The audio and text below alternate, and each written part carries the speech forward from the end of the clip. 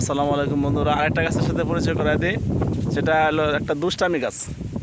দুষ্টামি গাছ বলতে এই যে গাছের যে গোটাগুলো আছে, এই যে এটা যদি মাথায় দেন, এই যে দেখেন আটকে যাব, কাপড়ের মধ্যে দিলে আটকে যাবে। দেখেন এটা, এই দেখেন, দেখছেন, এগুলো দিলে আটকে যাবে।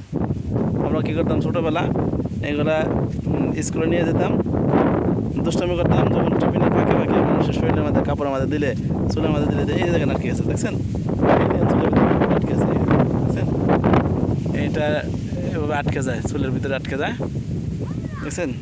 এই জন্য এটাকে আমি বলি দুষ্টামি গাছ। ওরে বাবা রে বাবা, দেখেন দেখেন কী অবস্থা, এভাবে আটকে গেছে, যে দেখছেন আটকে গেছে। এটার গাছের নাম কি আপনারা জানলে কমেন্টে লিখতে পারেন। আর নতুন বাবা দেখছেন, অনেক অজস্র গাছ আছে। আমি যেখানে বসে আছি এটার আশেপাশে অনেক ঔষধি গাছও আছে, আর দুষ্টামি গাছে ভরা আছে, দেখেন কি অবস্থা।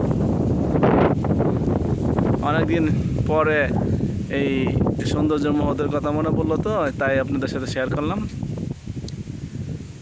এই জায়গাটা একটা ঐতিহাসিক জায়গা, যেটাকে হকমের জাঙ্গাল বলে। এই জাঙ্গালে বড় বড় দুইটা রেন্ট্রি গাছ আছিল, সেই গাছগুলো কেটে ফেলাইছে। এখানে সকল মানুষের বিশ্রাম নিত। আমরা ছোটোবেলা গরু নিয়ে আসতাম, এই ধানগুলো কাটা শেষ হলে এই পুরা বন খালি হয়ে থাকে। তারপর গরুগুলো ছেড়ে দিয়ে এই মাঠের ভিতরে মানুষ এখানে বসতো। ওখানে সেই গাছগুলো নেই, গাছগুলো কেটে ফেলা হয়েছে।